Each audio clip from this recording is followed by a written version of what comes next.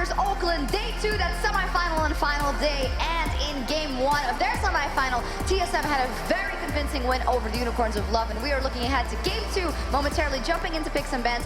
Unicorns of Love find them now on the blue side. I hope they came up with a plan. What are the things they have to remedy first and foremost going into that draft, going into game 2? I think the biggest thing is putting Visachachi on the pick that will influence the map more and not really lose laning phase. The Gangplank, while it does not lose to the Poppy, the fact that he played it so poorly really influenced the rest of the map and just put him on the back foot for the entirety of the game as purely wave clear duty. I'd like to see Unicorns of Love back off their high damage picks, maybe focus on a single player, maybe 2 players if they want that in the mid lane and the bottom lane if they want that on the top side. Does not matter to me personally. I just want to see them have some peel, have some tanky, have some defensive options. I'd like to see a Tom Kench. I'd like to see a more defensive support. And I'm also really curious how they're going to react to what Bjergsen's, to the potential counter pick for Bjergsen in the mid lane now that TSM have red side, because Exile's not going to be able to get a comfortable matchup. And we have a bunch of bans on the table already. Right Unicorns of Love dealing with Zilean, Jace, and Karma, and Syndra and Ryze is expected. On the right side, the bans from TSM, waiting on that third one. No surprises there, but then choosing to take out the Zilean and the Jace, and of course the Karma is a expected ban. Absolutely, but now that Unicorns has the first pick, and more importantly the blue side, they're most likely going to have to blind pick their mid and top lane, which means that they have to go with power picks. Victor, a very safe blind pick. That's why you ban out the Zilean if you really want to get this pick. And the third ban from TSM, Tom Kench, is something they don't want to see for Hylissang on the side of Unicorns of Love. They now have to think about their first pick and where they put their priority. And of course, Cassio was banned last game, but is still up and available. Not going to be the end-all, be-all mid lane picks, but also the jungle pool is completely open. Nidalee was banned the previous game, and now that TSM can get their hands on it, the Olaf, while effective in the previous instance, I think that TSM can definitely work with Nidalee on Svenskeren. And even though he did get nerfed, they might stray away from it. He's very capable in any jungler, but if he can pull this one off, we really might see the power of this pick. We'll see what they decide to go for. The hover for now, it could also be Lee Sin. We know he's very proficient on that as well. And what are we looking at for TSM? What are they thinking of picking here, aside from the jungler? So I think a Poppy pick would make a lot of sense because it's a really good combination with the Nidalee. It's very easy to dive the backline. You have a lot of setup in the top side in terms of ganking, in terms of diving anybody, and it just really is what you want to have when you have a squishy, high damage jungler. I think it fits perfectly into what the team needs overall as well, and also allows kind of, you know that lane's going to lose if Visachachi has a counter pick, if he can pick something more aggressive like a Kennen, like a Jace in the early game, just based on the range that those champions have.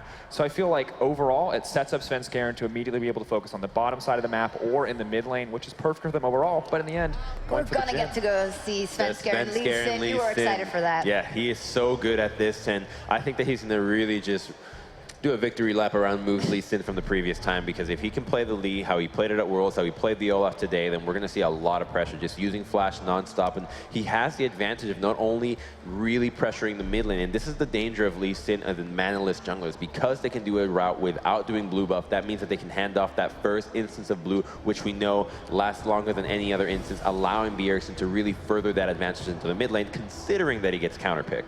It's so brutal already. Already looking like the better equipped player mechanically, the better mid laner overall, now potentially going to get the blue buff in the early game in addition to a counter pick. This is not the setup that Unicorns of Love want whatsoever, but unfortunately they're really powerless to do anything about it. Yes, if they take Lee Sin away, they give him the Olaf again. He gets the Nidalee, he gets whatever he wants, and it feels like Unicorns of Love are not set up for success, but they are taking some moves here in pick bans, because I like that the Kennen is coming in. It is putting more focus on Chachi finding a lead on the top side, but Kennen has both the ability to bully the lane and the ability to impact those team fights. Yeah. And I mean, Kennen now is even easier for TSM to decide if they're going to save the counter pick for mid lane. Quite obviously it was at first, but they just say we want the support. We have a feeling most likely that Unicorns will go with a Victor towards the mid side, and now that Zilean's out, or Orianna, although Orianna does have a good matchup into Cassiopeia, the blue buff will definitely sway that. And the Echo, we saw that yesterday once as well, and absolutely wreaking havoc for Expression. We will see what Hanser can do with it here, and see what Unicorns of Love decide to round out their comp with, and most importantly, that mid lane pick. Of course, Echo really a champion that if he ever gets a lead is always going to be terrifying. So I'm curious to see if this means that they are going to put pressure on the top side, or if they just want Hanser to be comfortable on his own in that matchup. A champion that's not going to get dived, that always will be able to, you know, remain relatively even in the laning phase. But of course, the Bard has been left up and available. It's been banned against Unicorns of Love in every match in the tournament thus far, and Hylissang immediately goes for it. Well, let's see if the Bard is actually ban-worthy. Coupled with Orianna, it really makes for a lot of engagement, really just complete devastation. If you can land the Tempered Fate, follow it up with a Shockwave that is just so easy to do, TSM will definitely have to keep their eyes out on mobility to get away from the heavy engage that the Unicorns has. And I really like that they've set up their bot lane for success in terms of playmaking. I always love seeing Hylissang on something with hard CC, the ability to initiate fights. It's a similar story for Veritas as well. They have the Ashe, they have the Bards. They can dictate the pace of these engagements. However, once again, like last game, especially if this Thresh gets locked in, if TSM get any kind of lead, if they're able to use Svenskeren in the same way they did last game, it's not really going to matter. Yes, Unicorns of Love have the potential for the Wombo combo, but they're just going to get outclassed by the sheer damage that Cassio can put out. The giggle, I don't really know what I was referring to. Well, they have a buff Unicorn behind them to really support them. Yeah. The Zyra coming in, I think the Zyra is a strong pick here because it will do fine against Bard in the lane, but the danger is going to be with the heavy engage. If Zyra gets caught out of position, she's just going to be fodder nonstop for the Unicorns. You have Ashe arrows, you have Bard, you have the TP from Kennen. It's quite easy to pop this pick, so TSM is working with a quite fragile lineup. And something that we heard from Frost Gurin earlier on the cast, and I believe from you as well, Crumbs, is that Jhin kind of wants someone to protect him on that front line, wants to be able to ult, and we once again don't have that from TSM. Echo's not a tank known for his ability to peel. Yes, Zyra has something, but if they ever get onto that bot lane, they're just going to go down immediately. Two potentially very explosive compositions. Once again, time to get into game 2 with our casters. Thank you very much, Shocks. Guys, coming back here for game 2. Interesting draft coming out from both sides. We're going to have Wild Turtle on the Jhin, not really a champion that he's been known for in the past. And then, of course, Bard making it through the draft, the Cassiopeia making it through the draft. So some pretty powerful picks. Nidalee also not getting snatched up. Yeah, the Jhin for Wild Turtle was a little surprising for me. I know they do want to take it away and make sure that Veritas doesn't have it because it's been his best champion. But Wild Turtle's last 4 Jhin games, he's 5 Jhin games. He's 1 and 4 on that champion. It has not been a good champion for him in high pressure situations in both the playoffs and the regional qualifiers. He actually failed a lot on it. He looked very comfortable in his last game though, so don't know if he'll fall into the same stressors. His partner, of course, is Zyra, and I kind of want to speak and direct towards that bottom lane. So you've got Ashe Bard versus Jhin Zyra. Now, Hylissang's Bard has been banned away from him multiple times over the course of this tournament. It certainly fits in his wheelhouse. He likes to roam around. He likes to be that kind of ganking support. It's why that Tahm Kench was also working out for him. But the problem is that because they have that Zyra pick, she should be able to at least neutralize the shove or even possibly shove them in and keep Hylissang locked down so he cannot roam towards mid, cannot roam towards top. All right, well, here we are on to the Rift for game 2. TSM going to be looking to close this out over Unicorns of Love and move on to our grand finals. Unicorns need to bounce back, need to find this win if they want to keep their IEM dreams alive. Look at this, TSM making a beeline straight for the bottom lane. Might be 3-4 in the bush. Yeah, we saw this in game 1. Unicorns didn't fall for it, and okay. Gonna get hit with a pause. Looks like we just have a slight issue on stage. We'll get that taken care of. No, it's and we'll fine. get right back into the game. Just means the tension gets to build. So how the map looked is that Unicorns of Love set up in a standard 5.5 referring to covering the 5 entrances to the jungle. It's kind of the option play of level 1 League of Legends, whereas TSM looking for that scouting kill vision by running head first into that bottom brush. Means that Hylissang and Veritas have to be very careful how they're going to scout this out. Now, typically, teams can circumvent this by placing a ward deep down the lane to catch this type of maneuver out. They do have the volley, as well as the Cosmic Binding to check the brush, but if they face check, Yeah, that's going to be somebody most certainly dying, especially somebody squishy like Hylissang on that Bard. But we'll see if they're going to fall for the trap. Looks like we might have the OK on stage. Just waiting for these guys to go ahead and start the countdown to get back into the game and get this underway. We'll have to see how Unicorns are going to bounce back from that first game because it was a bit rough from them. TSM being pretty dominant. Granted, they didn't close out the game as early as we thought that they might be able to, but it was still a pretty strong performance. Yeah, absolutely strong performance from TSM. But I think the draft right now, a little bit more even. TSM have a lot of scaling, though. You have to worry what happens if they end up getting an early lead and if they end up going even further with that. Hey, oh. I don't think Hylissang is so blind that he didn't catch that one. TSM not going to be able to pull it off. But this is what we were talking about with that kind of scouting vision. Even though Hylissang didn't place a ward, just his posturing and his position within the lane allowed him to catch the vision of them cheating between those 2 bushes. So a great positioning from Unicorns of Love to make sure that they didn't leave open an Achilles heel for this bot lane. Yeah. So just going to remain safe. We see the recalls coming through. The rest of TSM just going to scatter back to their usual positions. We'll have Haunter coming back in on this Echo, going up against the Kennen. Could be a little bit of a rough matchup, especially if Vizicachi can get rolling. be a pretty big monster in that back lane with that. Oh, Firefrost Turtle. That's a little bit of damage. actually pretty good from Unicorns of Love. Zyra doesn't want to start a camp unless she has a lot of setup time, and what Biofrost is trying to do is get a decent amount of plants up in the middle of the lane, and instead you just walk straight through them, step on the seeds, and you're good to go. Yeah, well, just like game one, mid lane's already going to be action-packed with trading. Bjergsen and Exile just going back and forth there. It's such a volatile lane as well. Orianna's considered the counter to Cassiopeia, but that's mostly because there's no whole lot that can actually do well against Cassiopeia. She scales so well and does so much damage early. The kill potential in this lane is actually quite high. So we can see in the bottom lane, still just getting chunked out back and forth. Hillsang takes a bit of damage, has those little relics he can throw on the ground to heal himself back up, but the side of TSM, not so much. It's just going to be off that base regen. They don't want to have to pop that heal to keep themselves alive in this lane, so they have to be a little bit careful, make sure they're hiding behind those minions so they don't get caught by that volley. And quickly touching back to this mid lane, so like you said, it is Orianna favored, and it is a very volatile matchup. It then goes back to the junglers. You know, how are the mid laners going to influence this lane? Again, there's still going to be a ton of kill pressure just because the kill threat from Lee Sin and Olaf, the burst damage that both of them supply.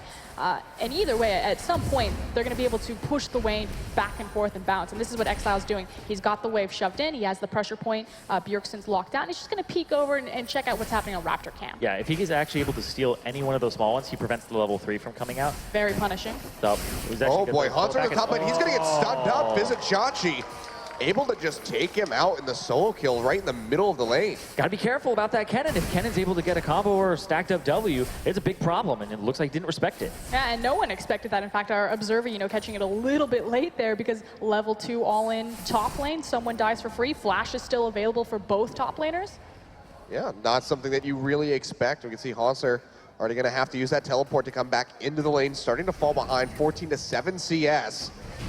Look at the Scuttle Crab going over, move, able to find it, but Svenskeren is hot on his heels. Biofrost coming in, has the roots, will connect, but Veritas and Hillsang are there to back him up.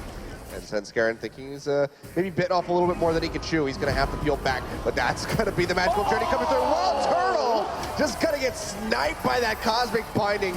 One more hit will take him out. Oh, the shield from Svenskeren takes him, keeps him safe. Svenskeren comes in and is able to scoop up that kill, keeping Turtle safe. That was so close. It was greed meant for greed. The fact that Turtle stepped forward to try to push the wave, to try to pick up that CS, suddenly he's in a bad situation, and then Hilly flashing forward, trying to get the finishing kill.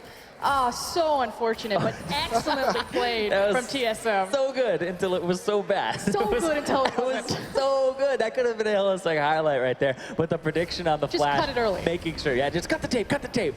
Make sure you put that one in there. That was a bit of a roller coaster of emotions right there. This is like, oh, Svenskeren's dead. Oh, maybe Wild Turtle's dead. Never mind, it's Hillsang in the end. There was a Veritas, no, Biofrost! But What is going on? Biofrost too far forward, 80 carry not there, and Veritas picks up a very easy solo kill. This is actually important. So 6.21 Ashe was adjusted. She had more power and more CC moved onto her Frost Shot to compensate for the cooldown nerfs to her volley. And what this means is that pre-level 6, Ashe has so much more power to walk you down because it changed from a 5% slow to a 10% slow. Now you lose a lot of that into the late game, but that doesn't matter because late game, she's gonna have pretty much 100% crit. So you're gonna be hitting the triple crit now, which was changed onto the Frost Shot, so you just get more across the board, straight buff. as long as you're able to get a follow-up hit, get him twice, get that crit off. And Hunter, Yeah, he's going to go back in for this trade, but gets burned down below half HP. The auto attack still with that Doran's Blade doing some work for Vizichachi. yeah, I went back and I looked at it. Vizichachi was actually attacking Haunser more than he was attacking minions during level 1. Got him to about half HP and just kept whittling him down. And now this lane is effectively over for the laning phase for Haunser, and he just has to kind of survive it until he gets help. But right now, move. So heading towards the top side, looks like he's going to back. He's not going to help this lane out. It's underneath the turret soon. Doesn't really need to help this lane out. Chachi is doing a pretty good job on his own. 13 CS now up at the moment. The waves crashing in, so Haunter will be able to pick up a couple of those. But how you continue to punish this is very different, just because Echo will have his ultimate soon, and so even though he doesn't have the TP, he'll have that reposition ability to kind of compensate, pick up that CS, hang around in the lane, and it's still very hard to dive in Echo. So this is now Vizichachi not just continuing to win and punish his lane, but to move around to the bottom side of the map. And I want to see what Vizichachi does when he hits 6, because he'll hit 6 about a full minion wave before Haunser does, so he would be able to punish him before he has the ultimate to come through for the Echo. Oh, Hillsang's going to get rooted. That's the W coming through from Wild Turtle. Looks like it's just going to be some harassment. No overcommitment coming through from TSM. Don't want to go for the kill. Just harassment? That was 75% of his health bar. It's severe harassment. How about that? We'll call it that. Severe harassment. So Scared and Move finding each other in the jungle. Just going to be clearing out a couple wards. I was like, isn't that how you say Sivir's name? That's an old joke, but it checks out. Oh boy. But Unicorns finding themselves in a bit of an advantageous position this time around. Not going to be down in gold like we saw in game 1. Still just 7 minutes in, but already 1,000 up on the board for them. Is going to be looking pretty solid. I don't know if I know you that well, Zyrene, to burn you like that. It's funny because it's like we're thinking while Seth is talking. It's like, oh my God, Just the eye contact that was happening. I'm just letting this. Say, Seth? I'm just letting this all go on around me. I'm just gonna stare intently at the screen at the moment. Anyway, back to the game. Hotster used his ultimate to come back to that lane. He picks up some early magic resistance, much needed for him. But in the bottom lane, it's just concentrating. Veritas again getting caught, and you can see chunks below half HP. Yep, Bjergsen just throwing out that poison, trying to push Exile back. Move's going to show himself in mid. So TSM will be able to track his movements a little bit better from now on. Cosmic Binding on to Turtle, but it's just going to be the poking back and forth. No one really getting whittled down too low. Speaking of tracking movements, the fact that pings are continuously coming from blue side, tracking move, like you said, through that jungle. So TSM playing with a lot of information here, which allows them to be aggressive on the bottom side of the map. Yep. While Turtle still taking a couple of those volleys to the face. He's getting lower and lower and doesn't have a very reliable way of sustaining there. He's out of potions, so he's got to be a bit more careful because if that Ash arrow comes out, and there it is actually as Veritas hits 6. The exhaust is there. Hillisang, he's going to swoop up that kill, but it's still going to be another one on the board rather for Unicorns of Love, 3-1. And such good timing too, and Hotster still taking a ton of harassment underneath that turret. Doesn't have the ultimate, so he's going to have to back here, and he may have to teleport back into lane. Move here if he can interrupt the recall. Yeah, Hotster doesn't have the ultimate up yet. Looks like he will be able to make it out. Move not going to go in for the Undertow to interrupt. But now he has the option, knowing that Olaf's in the area, he doesn't have vision that Move is actually resetting his position on the map, and he's actually going to choose and commit back towards the top lane, although cautiously walking. Yes, don't teleport if you know the jungler's top side. You get absolutely decimated. And it seems little, but because he's not teleporting, because he doesn't want to burn that summoner spell, get dove, and then not have it available, it does mean that the wave anyway is killed, but meanwhile mid. Yes, Svenskaren's coming in, but Exile, he starts cheating up towards that top side of the river. Actually pops the Ghost, which might not have been necessary, but they get that Summoner spell out of him in the end. So a nice little pressure play from Svenskaren. Looks like we're going to have another quick little pause. And the fact that he uses the Ghost isn't awful against the Cassiopeia because Bjergsen has elected to take the cleanse just because Veritas' arrows. It's really bad if you're a Cassiopeia and you're low mobility champion not taking that summoner spell against an Ashe rule. Sometimes throw that arrow just straight into your lane just for fun, see if it hits or not. So not going to have a mobility disadvantage for Exile. Yeah.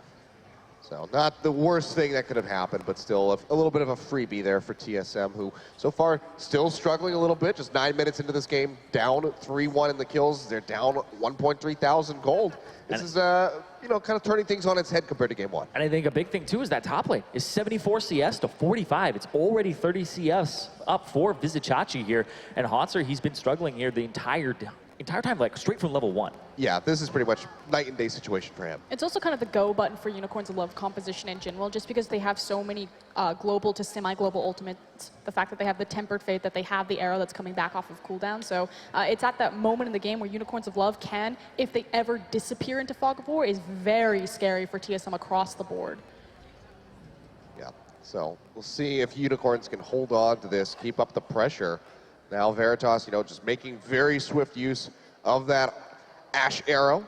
As soon as he hits level 6, could be expecting more and more of that. Now with Hillisang as well at level 6, the Tempered Fate can come into play, and they can start making those mid-map plays between them with the teleport from Vizicachi as well.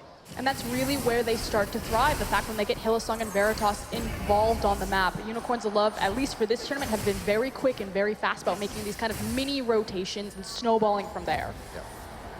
See just some more trading going on between Hotster and Vizicachi, but he is still in a bit of a rough spot, 55 to 80 CS. Yeah, and that's going to give them a little bit of an opportunity on the bottom side of the map, though. Invade towards that blue buff.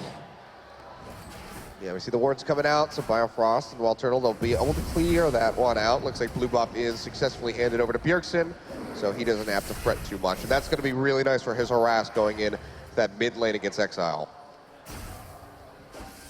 So it looks like it's just going to be no real big item coming out quite yet. Wild Turtle has a serrated Dirk, and Hauser's just trying to hold on to any MR that he could possibly get. Just has that null magic mantle. Still opted in for the Dark Seal. Wasn't sure if he was going to do that, with that early kill that he suffered. But looks like he's still committing. Yeah, it's kind of the sustained build for Echo and the possibility of snowballing. If you get back in the game, get a lot of assists, then you have so much AP. And the scaling on his AP on his shield. Oh boy, Cosmic binding into the Enchanted Crystal Arrow. Looks like Wild Turtle might be okay. Tempered Fate comes down, catches both of them, but there's no follow-up to be had. So Veritas, saying nice, landing of the skill shots, but they can't finalize the kills. Oh, hold on though. Svenskeren actually in the top lane, finally throwing Hanzo. Yeah, he's going to dash over, kicks Vizicachi just a little bit out of the lane, throws down the slicing Maelstrom, but it does not matter. Svenskeren puts another one on the board for TSM. That's exactly what Hauser needed, some attention in that top lane. He's down in CS. He has a Dark Seal, so the kill's worth even a little bit more on him, and that's going to give them some turret pressure. And now you can see that ultimate was trying to actually get them off the turret because first turret gold. And now it becomes a race, but meanwhile in the top lane, Svenskeren and Hanzo have quite a lead right now. They should be able to get this down quickly. Yeah, something tells me that a Lee Sin and an Echo can take a turret a little bit faster than a Bard. When Shockwave comes out, Bjergsen will take a little bit of damage, but he gets the flash away from Exile. Just on the very edge right there. If that Shockwave hadn't connected, if Bjergsen had decided to flash forward and dodge it, he probably would have been able to walk down Orianna.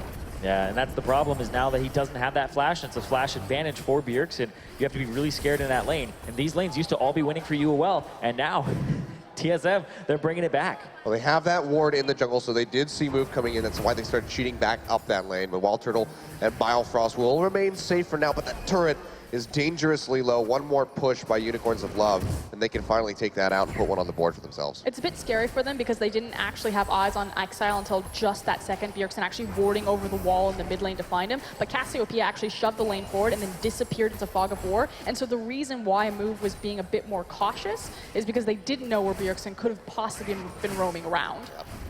Yeah, don't want to walk into Bjergsen in a dark jungle. That's one fast way to die. He looks like a friendly guy, I'm just saying. He's a friendly guy, but he's pretty cutthroat. I've known him for a little while. You don't mess with him, but no. TSM crawling back into this one. Gold pretty much dead even, but they do have that turret advantage. So as soon as Unicorns can finish the one off, the tier 1 and bottom, they'll swing right back into their favor. Dragon not yet going to be a point of contention, but Wild Turtle, they get caught by that Tempered Fate. Do they have the follow-up? Ash Arrow, nice flash away. The timing not quite there for Veritas, so won't be able to line that up and finalize a kill for Unicorns. So Turtle makes it out alive, but had to use the flash. Yep, and that leaves him vulnerable for the next time the arrow is up.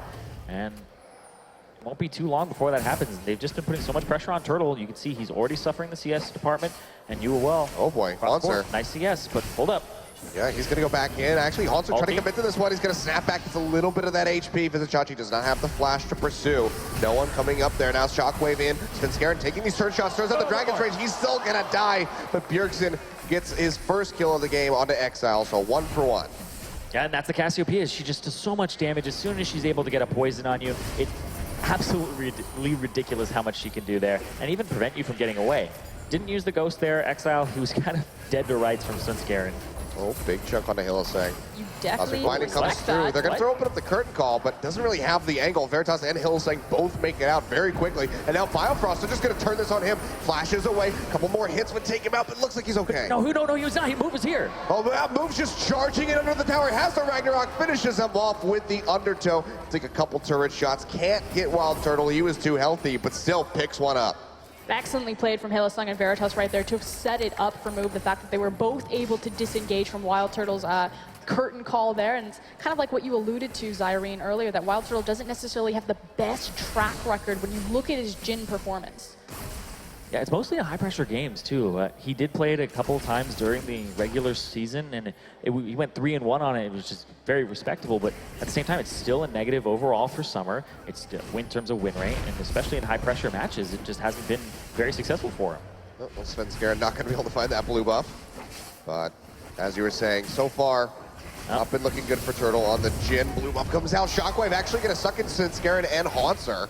Take a little bit of damage, but they will be able to retreat. Yeah, and it was Move who ended up getting the smite and picking up the blue buff there, so it's not a complete loss, but they stop it from going on the Hillsang, right they're person. coming in with the magical journey. Hillsang, he's already going to go down. Biofrost picks up that kill. Svenskeren dangerously low, has to hightail it out of here, and Haunter is just trying to disrupt the back line. Will use the snapback on the ultimate. Bjergsen goes in, finds Exile. Ash Arrow not going to connect. A double kill going over to Biofrost. And that was the fact that they chose to fight without the shockwave. Now, reminder, it had been used as they were trying to exit off of that, out of that rampway, and so the fact that Hilly decided to go forward to be aggressive, not having his mid laner's ultimate available, big mistake that cost him his life. Yeah, and there was no flash from Vizicachi either. He looked like he was trying to flank. He already has the proto belt. If he had both of those, there's an easy way in onto multiple people there, at least 3, and that would have been a victory there for UoL, but it's just the timing of that. They decided to keep chasing, and the Bard, kind of a wasted flash as well. That feel when your support has the most kills on your team. Biofrost just taking him away from Wild Turtle, hasn't been able to pick one up yet, but still a nice pickup for TSM as a whole. They still hold on to that turret in the bottom lane, so they actually start to inch ahead with a very slight gold lead. A nice little spot for them, and Bjergsen, especially coming in with that kill, those 2 assists. He's going to be crushing it in the mid lane. Already has that Abyssal Scepter completed. Then you see the Giant spell coming through as well. He's up in CS. He's having a hell of a time on this Cassiopeia. Oh, here comes the curtain call. Curtain call comes out, but not going to get a whole lot. They take a magical journey through that dragon wall. They make it out safely. And TSM just kind of wandering through the jungle, a little bit of indecisiveness, miscommunication. They just allow their tower to fall for free. Yes, it was very low, so it was just kind of a stiff breeze that pushed it over, but prioritizing, I guess, their blue security. Yeah, the game is also neck and neck here, so if you're able to get Bjergsen, who is the standout player right now, and the one who's up in CS, the only lane that's up in CS, on advantage, then it's possible that you can turn this around. So they're trying to set him up for success here. Yeah, we can see though, UoL, they're going to go ahead and start up this Cloud Drake, should be able to net this one for themselves, and they will. The first dragon going in, now Biofrost actually going to go down. That's a kill picked up by Exile in the fight, just exploding right here in the jungle. Hillsang, Exile, and Veritas all very low. Svenskeren goes in, gets a Dragon's Rage kick onto the Ash. Wild Turtle pushing forward, looking for the kill onto Veritas. If they he can find it, but here comes Chachi, slicing, Maelstrom comes through, and that's going to be enough for them to finish off Wild Turtle. Let's see now, Exile. They're completely caught out in TSM's side of the jungle though, and Bjergsen's still relatively healthy. Haunter goes in with a phase dive, gets caught out and stunned immediately, has to snap back with the ulti, but here comes Bjergsen. Doesn't have the petrifying gaze, does not have the flash, throws down the poison, trying to get the slow. Exile low on mana, Bjergsen makes some magic. Going in, Vizicachi looking for the stun. Bjergsen gets that command attack, he goes down almost. Svenskeren able to equalize the kill with the help of Haunter. They're gonna pick up 2 more.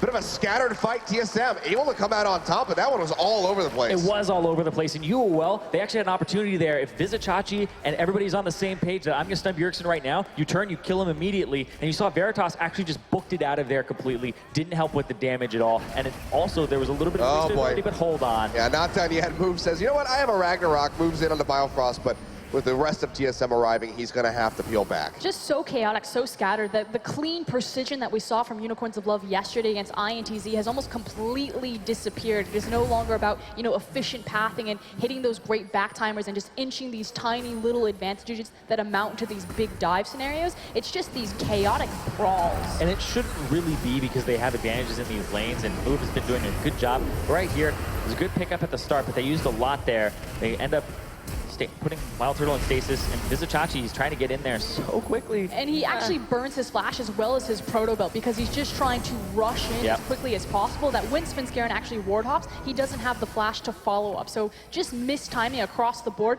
in their pathing, their backs, as well as their team fighting.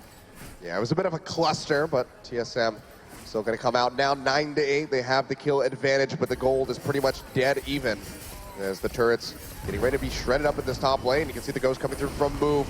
Arrows up. Rush forward as the Ragnarok is going to get caught. Svenskeren going in deep, but the magical journey is there to take him out. Svenskeren's actually going to pursue that one, but gets locked up by the Cosmic Biting, bit off way more than he could chew, and he goes down. Exile able to get the killing blow, but Bjergsen, he wants revenge, going in on a Move, won't be able to get that last Twin Fang to finalize the kill, and it looks like the Olaf will be able to live one more day. Meanwhile, while all of this is going on, bottom lane, it's just a gigantic brawl. Vizicachi up against Hanser, and Hanser actually has the advantage now. Since that Trinity Force is completed, the Echo does have the upper hand. And it's the nice thing, the fact that Echo can itemize into damage since he is a false tank with his ultimate and all of those... Oh, hold on. He's not done. He's just going to go ahead, two-shot the rest of Vizicachi's HP, which should mean that that turret is going to go down, has the Sheen procs from the Trinity Force. He's going to make quick work of that. It's okay, Vizicachi. I didn't see it coming either. Yeah, the flash. Also, there's 8 stacks now for his Dark Seal. The only death that he has is that one that happened at the beginning, the solo kill. And now 3, 1, and 2, and he's well off the ground. He's even up in levels over Vizicachi, which is a big problem here because he was so far behind previously. But now with the damage coming through, he's even going to get himself a turret in a split push by himself. Yeah, you're right. I mean, it's a good item if you can bounce back. And Hanser, he's done just that now. 3, 1, and 2. As mentioned, clawing his way back in as far as the CS is concerned as well. But the map pressure that he's applying right now is just... can't really put that into the value of that, but Turtle, flashes away with the Cosmic Binding, still gets him. What was that? I'm tilted for him. Oh, man. Well, Cosmic Binding cheats a little bit, I'm just saying. It ended up snapping him to the wall there, even after the flash, because as soon as it hit, he flashed afterwards because it's not going to instant stun you, and then it checks. So it checked at the time when he got hit by it originally, not after he flashed. Well, that's got to be deeply upsetting for Wild Turtle, but does get caught out, so UoL there. Little bush camp does pay off for them in the end. Okay, so this is actually very important, though. The side lane matchup is now incredibly volatile for TSM. For Unicorns of Love. Hanser has the upper hand. He's going to continue to be able to bully around Vizicachi, so suddenly the tides have turned for how the early game was going for Hanser. And what this does is it opens up a whole new slew of possibilities for how they want to play the map, especially because Bjergsen has such great Baron tread. And you can't allocate too many people down here to deal with Hanser if you don't have a way to get up towards that Baron, like you said. And it looked like they were trying to make a play onto Hanser if he was going to overstay just a little bit longer. But he pulls back and actually goes towards the top side of the map now for the fight. Yeah, Zyra, ultimate thrown out. They get the kick in on the Hillsang. He's going to go down. Wild Turtle actually able to find that kill. Opens up with the Kurt Call move on the run. Petrifying Gaze will catch Exile. Bullets come through. They take him pretty low. Unicorns of Love, they have to back off, but Hanser, he's just disrupting the flank. Goes straight onto Vizicachi, works him down. 2 kills so far for TSM. Hanser goes forward, can't use the ultimate in time, gets shut down by Exile, but still going to be a 2 for 2. Top end support going down. Bjergsen getting caught by the command shockwave, but the damage still isn't there for them to finish him off. The damage isn't there for them to finish it off, but the damage almost has been done for them to grab this tower. They did run out of a creep wave, but a new one is coming in, and they've chipped away enough at the health. I don't know, Exile, this could be dangerous. Nope, they're going to back off. Yeah, they're going to go ahead and let that one stay. Yeah. Would have been a pretty ill-advised stick around if they had done so, but all in all, just going to be 2 people going down on either side, both top laners and support. The top laners now, very volatile matchup, but it's completely in favor of Hanser. He even just went straight through the ultimate of Vizicachi. He didn't care, forced him to solo ulti, and still got the kill on him. And that's something that now, that's not a winning lane for you at all. It's the matchup that swaps around level 9 into the Echo's favor. And with the magic resist items, there's not much you can do about it at that point from onward. You have to go after the squishies. Yep, and as we take a look at this fight, you're going to see exactly what Zyrene is talking about. Isn't it super fun when a champion like Echo gets to build straight damage and then just face take Kennen like he doesn't care? Yeah, the exhaust came through, Oh but boy. it still would have been a victory there for Hanser. Take a look at this one. Speaking of Hanser going straight into the pit onto Hillesang, gets the stun off. Gonna have to snap back, but Unicorns, they're still sticking to this Baron. It's down below half HP. Wild Turtle coming in, the TP being used by Vizicachi, trying to join his team. That's gonna be Veritas picking up a kill onto Wild Turtle right away. The Baron going solo. Svenskjaer getting it. No, he cannot.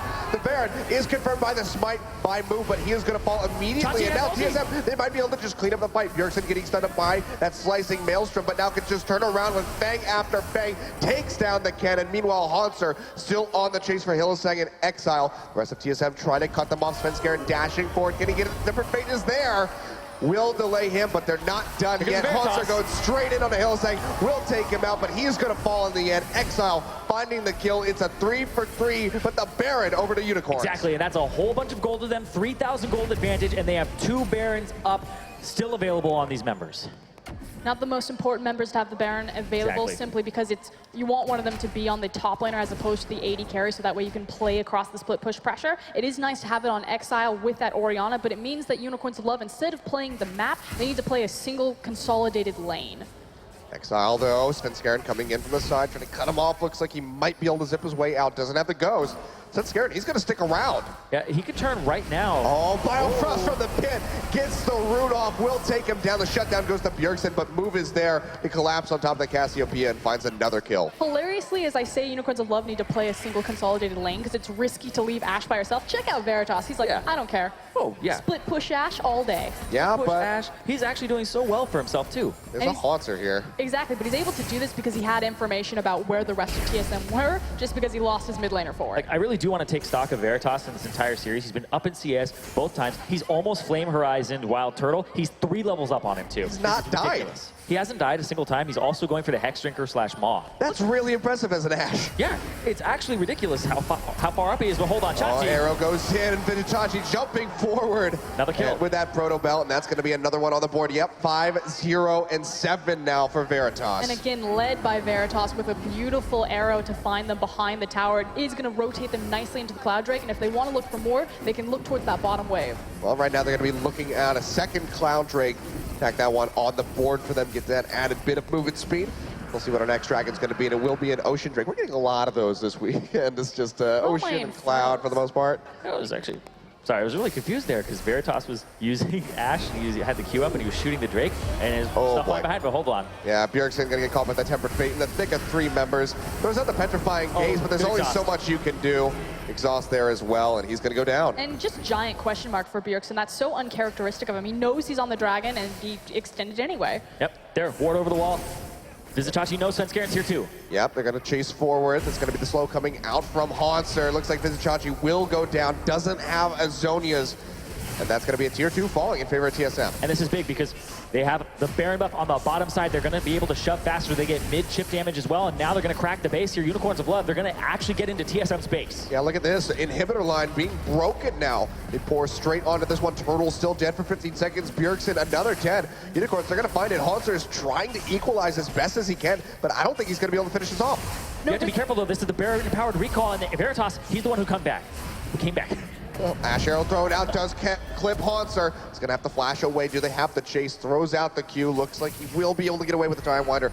So he will be safe in the end, but they can't get the inhibitor. They just get the turret. We're both jumping up and down. But Veritas, he's got the empowered recall. And then my English went out the window, too. It's all good, you got it.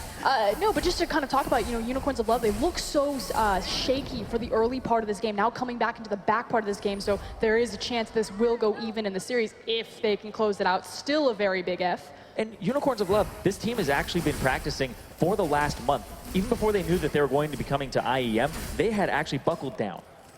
But I just love that they've kind of finally found the secret of success, at least against TSM, and it's involving Hillsong and Veritas. The individual lane matchup, Vizitachi did get a lead early, but otherwise the table started getting turned when Svenskeren was prioritizing the correct lanes. But grouped up as 5, the Unicorns are looking strong. Oh yeah, and speaking of grouped up as 5, they've confirmed that this is the roster that they're going to be using for 2017. And that's why they started practicing so early, because they ended up wanting to make 2017 the Unicorns of Love year. And this tournament is actually the one that gets them that head start. They've been practicing very hard for it. They want to repeat the 2014 success against TSM, and Unicorns of Love, they don't have a first place finish in the books. They want a trophy, they want to take down TSM, and they want this to be a team that Europe can be proud of. Well, they're working on it right now. They take out that tier 2 turret. Just one more standing in the top lane. Svenskeren goes in, kicks Hillsang in, but that's going to be the shockwave used. Biofrost going down, going low, has to flash away with Vizitachi. Flanking in from the top side. TSM sees him though, so they know exactly where he is, and now Haunter is pinching in from below. Throws out the parallel convergence, not sure if he's going to find anything. He takes a good bit of damage. Svenskeren, he goes in, but he gets stunned up immediately, has to hightail it out of there, get back to his team, but he doesn't have the opportunity. He's going to go down. Haunter has to step back. He is going to fall. Another kill picked up. He jumps forward, is just barely clipping Biofrost. Will find Bjergsen in the end. A double kill going over. Biofrost going down. This might be the ace. Wild Turtle, the last living member of TSM, flashes forward, but it's not enough damage to finish off the Ashe. He's going to go down. That's the ace. And with Super Creeps pushing in the bottom lane, that might just be the game. And again, Veritas with a huge play. The fact that his arrow clips Bjergsen, yes, it automatically pulls the cleanse, but he also dodged the Echo Stun. This guy is playing out of his mind this series. And he's not the only one playing out of his mind. Exile 10, 4, and 6 in this game. He's able to bounce back, get a counter pick on Bjergsen, plays the lane well, and then he's able to close this game out right here. Well, there we go. TSM not going to be netting the 2-0. Unicorns of Love will not go down without a fight. They're going to equalize the count 1-1. Unicorns take game 2. Seemed like all of the draft problems that we'd seen in game number 1 were solved by Unicorns of Love in game number 2. The fact that they allowed their mid laner to get the counter pick, that they had the confidence in Exile to go toe-to-toe with Bjergsen. I mean, the most established mid laner of North America across from kind of the rising star of Europe. And Exile, it's his rookie split, right? This is his first time on an international stage playing against TSM. That's a tall task, but he's up to it. He's playing against Bjergsen, this guy who's considered a legend, both in North America and in Europe. He's able to hold his own. He actually comes out on top in this game. And UoL from the get-go, when we talk about TSM, they like to play for lane phase so that they can get an advantage later on. They had almost no advantage in lane phase. Down in CS top, down in CS in the bottom lane on the AD carry, and in the mid lane, it was one that did go in Bjergsen's favor early, but it got turned around. I was super excited for this matchup stylistically, just because Unicorns of Love, they love to fight. TSM, they're not going to back down from it. A little bit disappointed with game 1, but game number 2 is delivered, and I'm excited to see the finale. I am as well, because the winner of this next game is going to be moving on to the finals. But let's go ahead, check in with our analyst desk to see what they thought about that. Thank you very much, guys. We are getting a game 3, and the main things for the Unicorns of Love was improving their draft and stopping the bleeding early and getting their solo laners off to a better start, and that worked out perfectly for them, much in contrast to game 1. Well, Chachi getting a solo kill onto Hansa really sets him up in the laning phase quite well, and just the abuse that we saw from the bottom lane from Unicorns of Love, using the Bard to really punish that Zyra, and that's what we're talking about. While the laning phase might be good, the ability to just gank Zyra and Jhin nonstop was just impeccable. And here, it's just, it doesn't look that good because they do trade a kill, unfortunately, but this is the idea that they had, and they roll with it the entire game. And I think that while this execution looks shaky, they look much more confident in this game, which is what I really like to see here. And at the end of the day, really punishing Wild Turtle consistently across the laning phase, using the Bard, using the Ashe, setting up these picks where Jhin just doesn't have enough, ability or enough mobility to really do anything about this. Yeah, Wild Turtle didn't have the best game, but that is a strategy without calling him out. He is that new element in that roster, and that synergy is not going to be completely on point, nor should it be immediately. So it is very smart of them to put more attention on that bottom lane. I would have just liked to see the Ezreal pick come out here instead, and this is just a little teaser of damage. But with the Ezreal, you can really just forget about the laning phase, lose a little bit of CS, don't give up kills, don't give up the turret, and then you can survive, and you don't need to peel for him, which makes the team work as a 4-man unit without the cohesion of a new element be required. And I also think that saving that counter pick for Bjergsen would have been a much better choice overall. I think there was no reason to pick the Cassio early. It is a very powerful pick, but as you mentioned, when you're running through picks and bans, Orianna has a solid matchup. Can farm comfortably in that lane. The early pressure the Cassio puts down is, to a certain degree, nullified. And of course, Hansa and a lot of these individual solo laners had solid performances across the board, but I feel like TSM did not really set themselves up for success. And Biofrost having a solid pick is great, but I don't think Zyra needs to be the priority. Well, it just looked like for TSM that they lacked a game plan. They didn't really understand where they should be at the map, while the Unicorns certainly did. In this call right here, went for such a ballsy Baron call, but they stick to it, and I love when teams do this, when they understand we're gonna commit to it. Let's make sure that we all put our efforts onto this. They do so, and they're able to walk away with 2 Barons, which makes a world of difference because that allows you to push the waves much more effectively. And in game 1, we said that the Unicorns of Love seemed like they were not taking it that seriously, or maybe not, or that much with their head in the game, but it does seem that TSM, after that convincing win, it turned the tables on them, and they also didn't seem to be entirely in this game. The really interesting thing here for me is that while I agree with Crumbs that when they did make decisions, they went through on them. The Baron, it also happened a lot in the earlier game team fights, and that's the big concern for me moving into game 3, because they would use Orianna ult, as you mentioned, to poke down that little bit of damage in some of those earlier fights, and then continue to commit to a fight without that major cooldown. They set themselves up for failure once or twice, but because they were able to stay even, and because of the power that Orianna provided once she got that death cap, and honestly TSM having Wild Turtle so far behind and making some missteps, they were able to succeed. But if TSM had made a few less mistakes in the early game, a lot of those fights that UoL chose to pick would have gone completely differently. Yeah, because still a lot of them were scrappy in the end, but you mentioned Orianna and just Exile having a much better showing also. I'm excited to see what Exile can do in Game 3. They, once again, now that they have pushed to a Game 3, have the opportunity to counterpick mid, and they absolutely need to use it. Chachi should be comfortable in whatever matchup they put him in.